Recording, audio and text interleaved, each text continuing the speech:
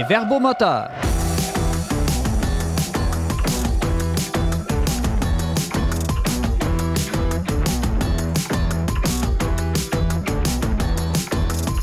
Bonjour et bienvenue à votre magazine qui jette un regard chrétien sur l'actualité de la semaine. Ici votre animateur Simon Lessard en compagnie de mes trois chroniqueurs cette semaine, James Langlois. Bonjour Simon. Benjamin Boivin. Salut Simon. Et Laurence Godin-Tremblay. Salut. Cette semaine, durant la prochaine demi-heure, nous discuterons ensemble des hauts et des bas de la maternité. Faut-il craindre de devenir mère? Nous reviendrons aussi sur la réélection du président Bukele au Salvador. Un nouveau régime autoritaire est-il en train de naître? Mais tout d'abord, on commence cette émission avec une nouvelle juridique qui questionne la liberté de religion au Québec.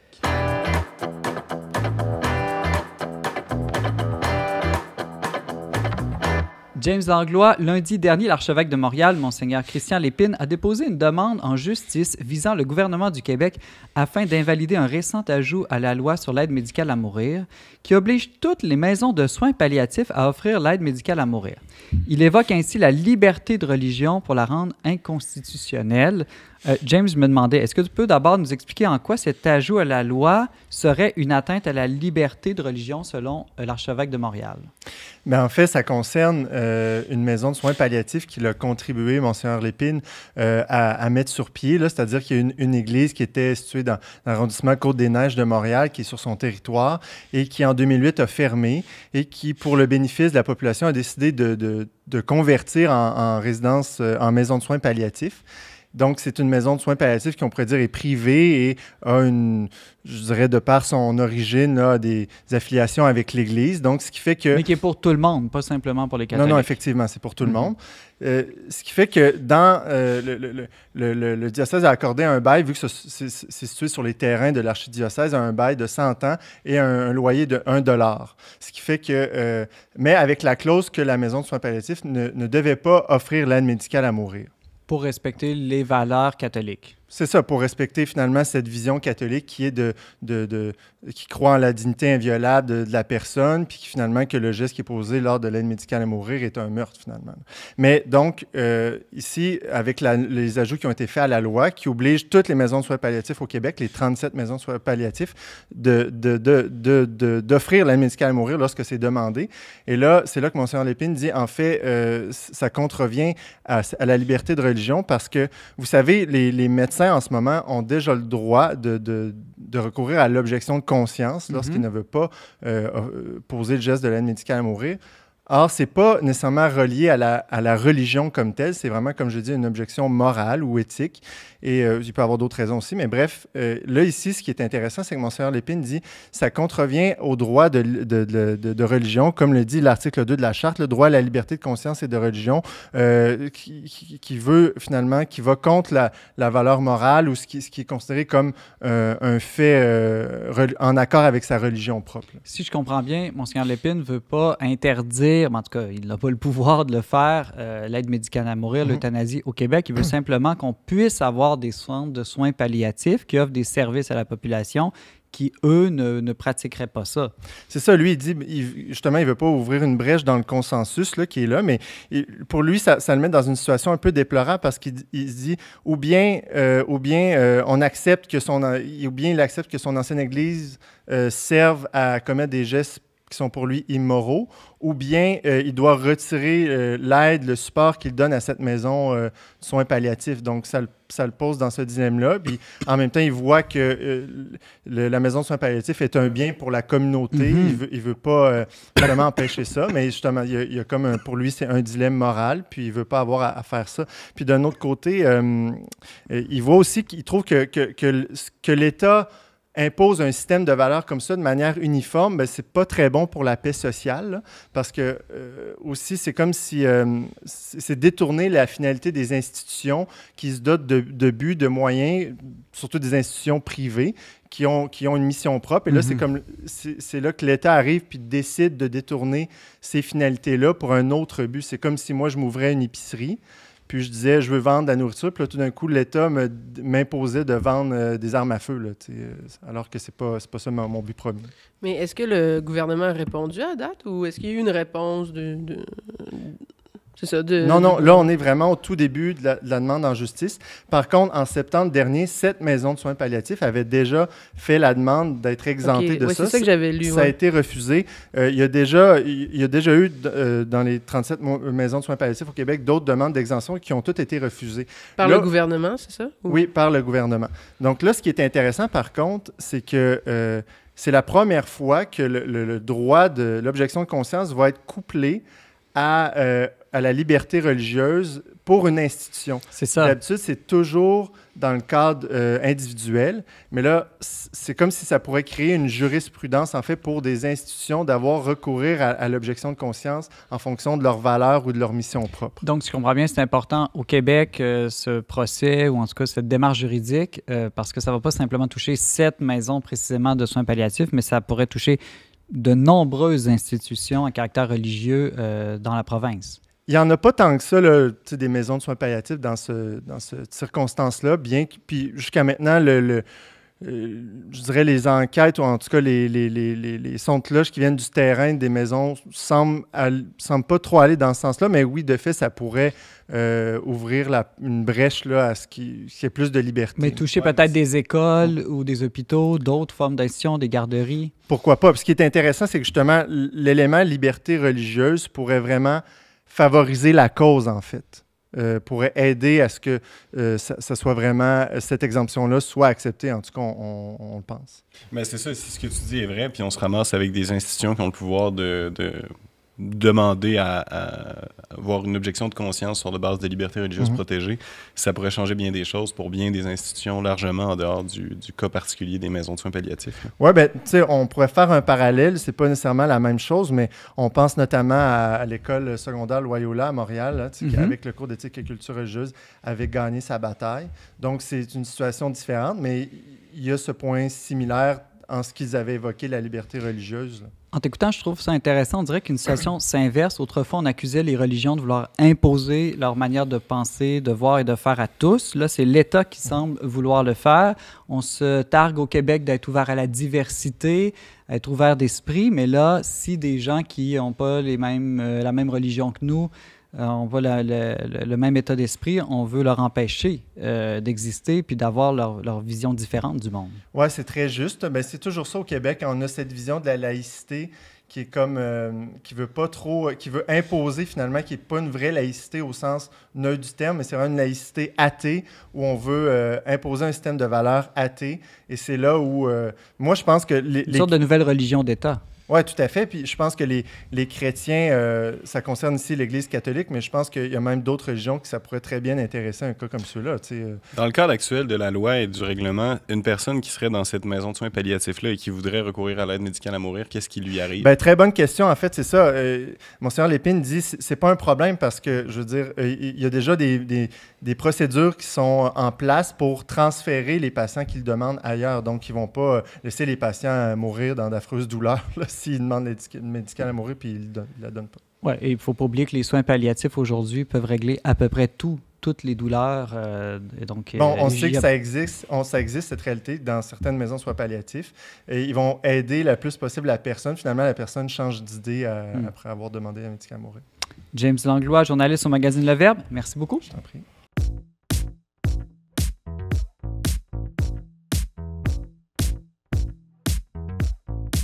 Benjamin Boivin, la réélection le 4 février dernier du président salvadorien Nayib Bukele suscite l'inquiétude de la communauté internationale. Comment expliquer, Benjamin, la popularité de cet homme politique dont on pourrait dire que l'administration est accusée là, à répétition de violations importantes des droits humains? Oui, de manière assez classique dans le contexte politique international actuel, le président Bukele est issu d'une tradition politique qui sort du cadre habituel. Donc, au Salvador, comme dans bien des endroits, il y avait un parti politique principalement de gauche, un parti politique principalement de droite. Lui, après être passé par la gauche, fondé son propre mouvement et dans un contexte d'insatisfaction à l'égard des hommes politiques, des femmes politiques en général, il a réussi à se faire élire président pour la première fois en 2019. avec un programme vraiment axé sur sa personnalité. Une fois élu président, l'une de ses priorités très importantes, ça a été de lutter contre la criminalité. On sait que le Salvador, au moment où M. Bukele est devenu président, est un des endroits dans le monde où on avait la plus grande proportion de meurtres par habitant. Donc, c'est un endroit où on avait énormément de difficultés à circuler dans les villes sans entendre des balles être tirées, sans être témoin de crimes violents presque quotidiennement. Et donc, l'une des préoccupations élémentaires de la population, c'était de voir le crime diminuer. D'abord, lorsqu'il a commencé son entreprise, M. Bukele essayait d'avoir des ententes secrètes avec les 2 principales organisations criminelles du pays pour essayer de faire diminuer la criminalité, du moins les effets de la criminalité sur la population générale. Ça a fonctionné un certain temps. Ce n'est pas une pratique qui est extraordinaire. On voit ça dans plusieurs pays latino-américains. Mais éventuellement, il y a eu un moment en particulier où, sur l'espace de quelques jours, il y a eu plusieurs dizaines de meurtres dans une très courte période de temps. Et puis la réaction du président Bukele à ce moment-là, ça a vraiment été d'entreprendre des arrestations de masse. Donc plusieurs dizaines de milliers de personnes ont été arrêtées en l'espace de quelques jours sur la base de critères qu'on pourrait juger arbitraires. Donc si on a un tatou sur le corps ou dans le visage, on va être arrêté. Si on habite dans un certain quartier, on va être arrêté. Si on appartient à un certain groupe d'âge, un certain groupe démographique, on habite dans un certain secteur de la ville, on va être arrêté. Des gens qui ont été arrêtés et mis en prison... Souvent, on fait l'objet de procès collectifs, donc des procès avec plusieurs dizaines, voire des centaines de personnes à la fois, sans avoir la possibilité de plaider leur innocence ou même de prendre la parole. Ou des gens qui se retrouvent en prison pendant plusieurs années consécutives sans avoir eu la possibilité même d'avoir un procès aussi élémentaire soit-il. Donc, on parle vraiment d'une situation extrajudiciaire qui est justifiée du point de vue de l'administration du Salvador par une situation de crise pour la sécurité de la population qui est hors du commun. C'est pas un peu étonnant d'un gouvernement de gauche, ça? Ben, lui, je pense pas qu'on puisse vraiment dire qu'il est de gauche. Il vient du milieu de la gauche là, dans les débuts de sa carrière politique, mais vraiment, il s'est fait un nom plutôt comme une figure issue du populisme un peu anti-système, où la gauche et la droite sont finalement voués à l'échec l'une et l'autre. Et donc, vraiment, là, il est très connu pour avoir lutté contre la criminalité d'une manière qui est tout à fait indifférente aux usages habituels, aux préoccupations pour les droits et libertés. Le contexte que tu décris, Benjamin, fait penser un peu aussi à la situation des dernières années, je trouve, aux Philippines. Oui, tout à fait. Beaucoup de crimes, la population qui se sent menacée, et puis là, dans le chaos, un homme qui veut ramener de l'ordre, mais qui ramène de l'ordre de manière peut-être un peu exagérée à son tour. Ouais. Jusqu'où on peut aller pour défendre, disons, la sécurité de sa population? Jusqu'où on peut brimer les droits individuels?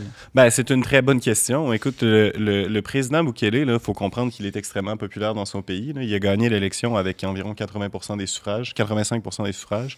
On peut se questionner sur la validité de certains des résultats. Là. Certains des résultats ont été critiqués, mais on parle vraiment d'une figure qui est populaire dans son pays.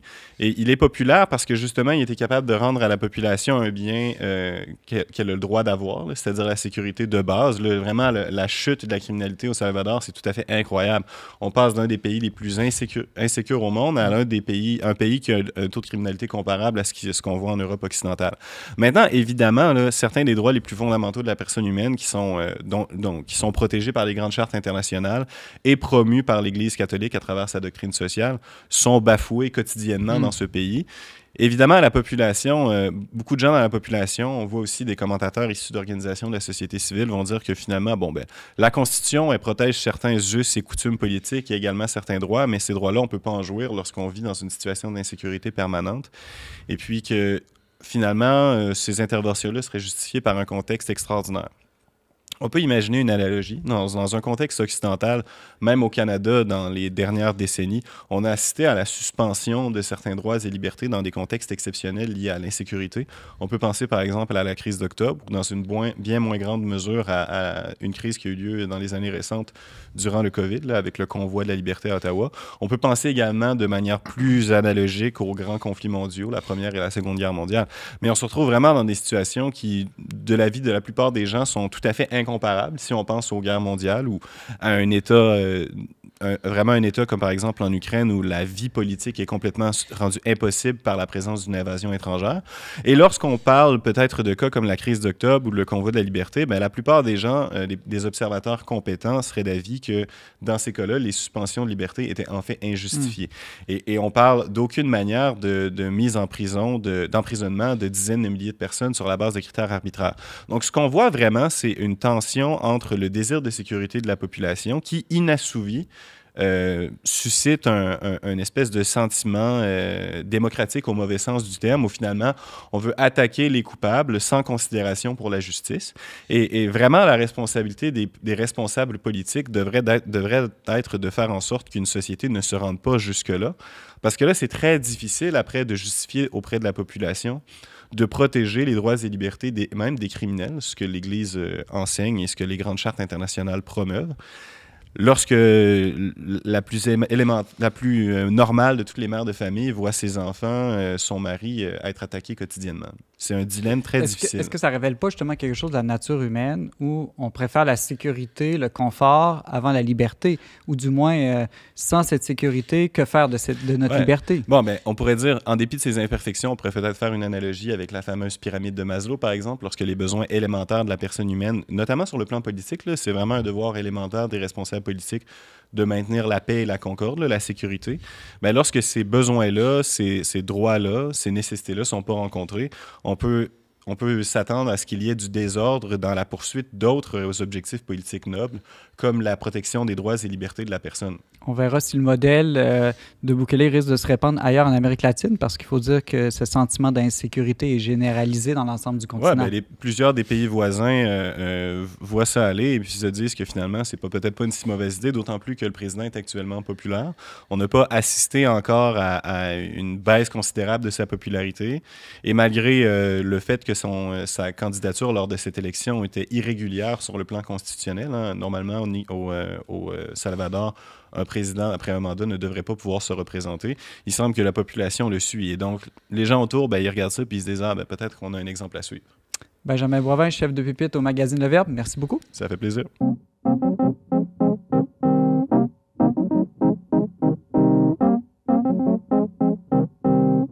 Laurence Godin-Tremblay, il y a quelques semaines, l'animatrice de radio Valérie Robert a publié un livre fort populaire au Québec, Postpartum, les hauts et les bas de la maternité, dans lequel livre se trouvent 14 témoignages de mères, dont plusieurs connus du grand public. Laurence, pourquoi, selon toi, Valérie Robert a écrit ce livre? Qu'est-ce qu'elle visait? Puis pourquoi, surtout, il est si populaire, ce livre? Il est déjà en réimpression, elle a été invitée à Tout le monde en parle, elle fait le buzz. Alors, Valérie Robert, animatrice radio, elle a écrit ce livre pour... essentiellement parce qu'elle est devenue mère il y a quelques années. Là, je pense que sa fille a maintenant 2 ans. Puis, ce qu'elle dit, c'est qu'elle a eu un choc. Là. Elle a eu un choc par rapport aux difficultés de la maternité, par rapport à la vérité de ce que serait véritablement la maternité, là, ce qu'on rencontre réellement. Et quand elle a vécu ces difficultés-là, elle s'est dit, je me fais un devoir, quand le temps va passer un peu, de prévenir les mères, de leur dire la vérité, de les accompagner, de les réconforter. Puis, pourquoi? Peut-être parce que celles qui ne sont pas encore mères ont une vision idyllique, un peu fantasmée de la maternité. Est-ce que ce ne serait pas dû au fait qu'aujourd'hui, il n'y a plus d'enfants autour de nous? C'est-à-dire que c'est lorsqu'on a notre premier enfant qu'on découvre c'est quoi être mère, alors qu'autrefois, si on venait de grandes familles, on avait compris ça bien avant notre premier enfant. C'est ça. Alors, ce qu'elle défend, c'est que, au fond, la société ou l'image qu'on aurait de la maternité serait en quelque sorte un mensonge. Là. On se ferait tromper. Puis, tu as raison de dire que c'est un peu parce que, finalement, les seuls contacts qu'on aurait avec la maternité ou les enfants avant d'être mère soi-même, ça passe beaucoup par les réseaux sociaux. Fait que là, elle nous dit, mais non, sur les réseaux sociaux, on trouve ça sur YouTube, là, beaucoup de mères qui se filment dans leur journée, des choses comme ça. Bon, et sur les réseaux sociaux, les mères ont donc bien l'air d'avoir du fun, ça a donc bien l'air facile, ça fait donc bien des belles photos, puis c'est vrai que ça fait des belles photos quand on a des enfants.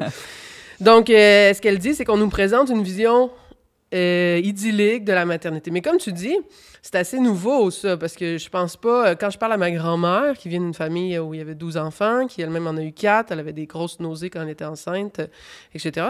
Et elle va pas... je pense qu'elle m'a jamais parlé de la maternité de façon idyllique, là. Fait que je pense que c'est vraiment nouveau, parce que, comme tu dis, on n'a pas beaucoup de contact avec des vrais enfants, des vraies mères, puis on a tout ça à travers le filtre des réseaux sociaux. Mais c'est sûr que... Comment je dirais ça... tu peux pas t'attendre à ce qu'avoir un enfant, ça soit... Tu sais, quand tu as une grossesse facile, qu'il y a des mères qui ont des grossesses hyper faciles, que oui, c'est facile de se prendre en photo sur les réseaux sociaux, mais moindrement que la grossesse est plus difficile, là, tu sais, on oublie ça, là.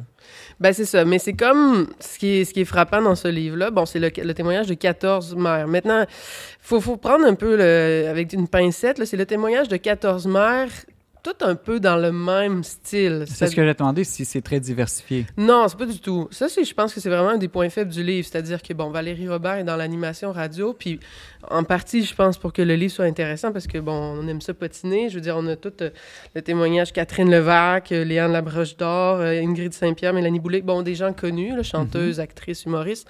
Donc, ça donne le goût de lire le livre parce qu'on se demande tout ce qui se passe dans leur vie. Tous des femmes probablement très actives aussi, de par leur emploi. Exact. Fait que ça nous donne le même profil. Des femmes avec une grosse carrière, en général. Des femmes assez nanties, là. Je veux dire, Catherine Levac, elle ne vit pas sa paille.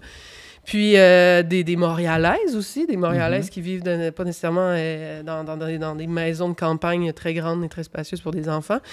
Avec toute une façon d'approcher aussi la relation conjugale semblable, là. C'est-à-dire il n'y en a aucune de mariée ou des choses comme ça. Je pense qu'il y en a une de mariée, mais je ne suis pas certaine. Je me souviens plus. Bref, c'est tout le même profil, puis ces femmes-là font tous le saut, ils sont toutes surprises quand ils arrivent à la maternité. Puis à leur défense, je pense que c'est le cas de beaucoup, au sens où on ne peut pas prévoir toutes les difficultés. Moi, je veux dire, quand je suis tombée enceinte, je me suis mise à vomir à répétition, j'ai eu un accouchement difficile, l'allaitement ne marchait pas. Puis si je constate autour de moi, la plupart des femmes, quand ils deviennent mères, ils ont des surprises comme ça. Maintenant, le livre veut nous dire toute la vérité sur la maternité, les hauts et les bas. OK, mais là, elle veut nous mettre en garde contre beaucoup de bas que les femmes ne voient peut-être pas avant d'être mères. C'est ça. Mais c'est quoi les hauts qu'elle met en valeur dans ce livre? Ben, c'est ça. Ça, c'est une autre faiblesse du livre, je trouve, là. C'est-à-dire qu'on nous annonce la vérité, les hauts et les bas.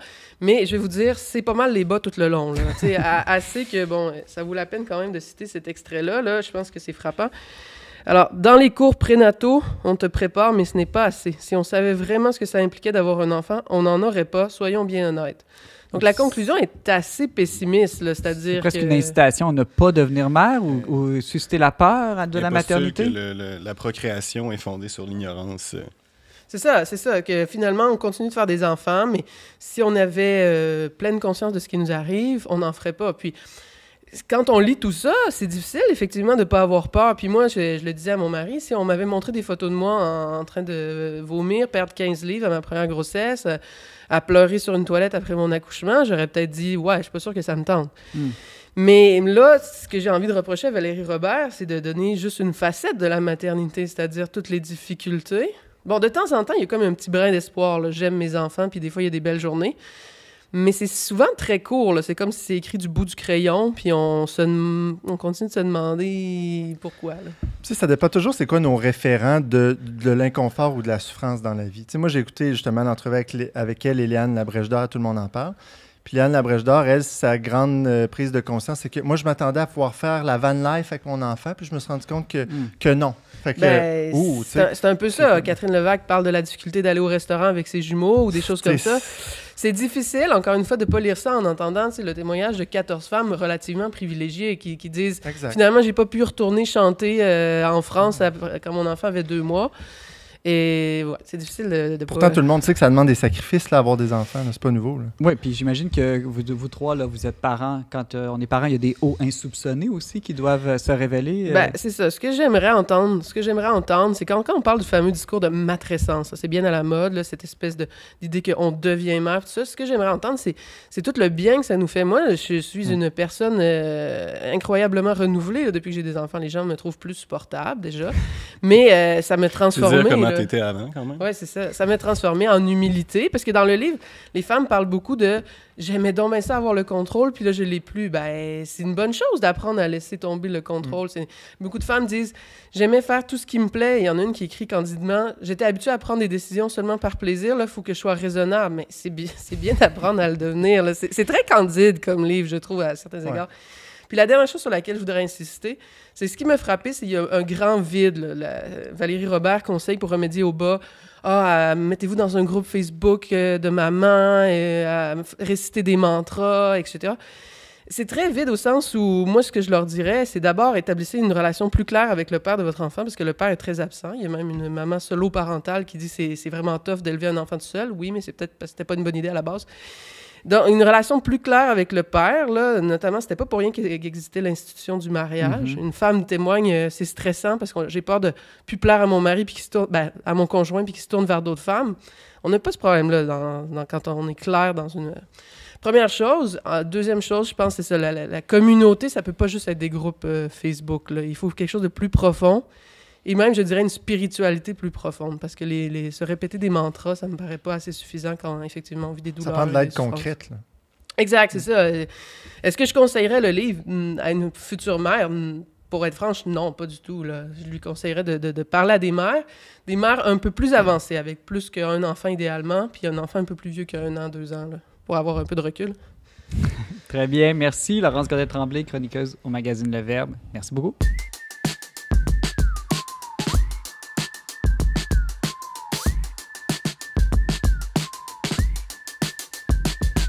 Laurence, une suggestion pour la Saint-Valentin qui s'en vient. Bon, exact. C'est la Saint-Valentin qui s'en vient bientôt. Et Saint-Valentin veut dire restaurant, et surtout restaurant italien, parce que la cuisine Ça veut aussi italienne... dire mercredi décembre cette année. Ah, je savais pas.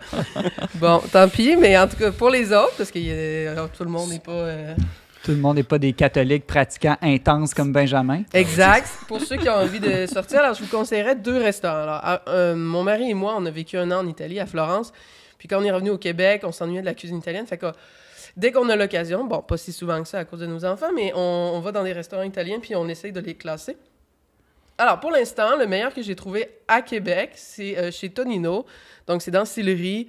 C'est vraiment bien. Là, vous allez voir, il n'y a pas beaucoup d'items sur le menu, mais ça, c'est bon signe. Quand vous ne voyez pas grand-chose sur le menu dans un restaurant italien, ça veut dire qu'ils sont vraiment spécialistes de ce qu'ils font. Fait que, choisissez pas un restaurant italien parce que, il y a de la pizza, il y a des pâtes, il y a de... Non. Mike's, là. Non, ça, c'est pas... Ça, c'est sûr que non, Simon. Et à Montréal? À Montréal, je les connais moins, mais quand j'y vais, j'essaie d'en essayer. J'en ai essayé 5-6. Alors, nous, on avait trouvé Jacopo, qui était vraiment très bien. Là. Alors, c'est dans le Vieux-Montréal. Puis là aussi, on avait été très satisfaits. Là, est-ce que tu touches un repas gratuit pour cette plug? J'espère. Écrivez-moi. On va leur écrire. Écrivez-moi. Si vous avez manqué d'argent, c'est le mercredi décembre aussi, vous voulez être un peu plus raisonnable. La chose que je voulais vous conseiller aussi, c'est d'apprendre à faire des bonnes pâtes. Puis je parle pas de pâtes... C'est pas compliqué, 10 minutes dans l'eau bouillante. Et je vous parle pas de bonnes pâtes comme ça, au sens où vous devez les faire vous-même, mais simplement comment faire cuire ces pâtes. Alors, cliquez sur 10 choses à savoir sur la cuisson des pâtes de Stefano, puis déjà, vous allez avoir des bons indices. Alors, première chose, les Québécois, on sale notre eau. On sale notre eau quand elle commence à bouillir. Idéalement avec du gros sel et pas du petit sel. Ça change vraiment quelque chose, là, je peux vous le dire. Là, on n'a plus le temps, Laurence, mais moi, je veux juste savoir, est-ce qu'il faut ou pas rincer ses pâtes après? Non, surtout pas. Ça va tout gâcher, là. Moi, je prie pour les âmes de ceux qui font ça, là, de rincer leurs pâtes. Ça va tout gâcher, ça va enlever la saveur, le sel, l'amidon, puis votre sauce, ça va pas coller dans les pâtes parce qu'on remet les pâtes dans la sauce. On met pas la sauce par-dessus les pâtes. Mais il y aurait beaucoup de choses à dire, effectivement. Merci, Laurence. On mettra les trucs de Stefano en lien sur YouTube et Facebook de cette émission. D'ailleurs, n'oubliez pas que vous pouvez toujours réécouter, partager cette émission sur nos réseaux sociaux. Vous pouvez aussi nous écrire à verbomoteur@le-verbe.com. On se laisse cette semaine avec l'artiste montréalais Jesse McCormack et son plus récent Simple Old Hymn, sorti le 15 janvier dernier. Voilà, merci beaucoup à Marianne Martin et Marie Laliberté à la réalisation technique. C'était Simon Lessard à l'animation. On se retrouve la semaine prochaine pour un autre épisode des Verbomoteurs. Truth is ordinary. I ain't the same.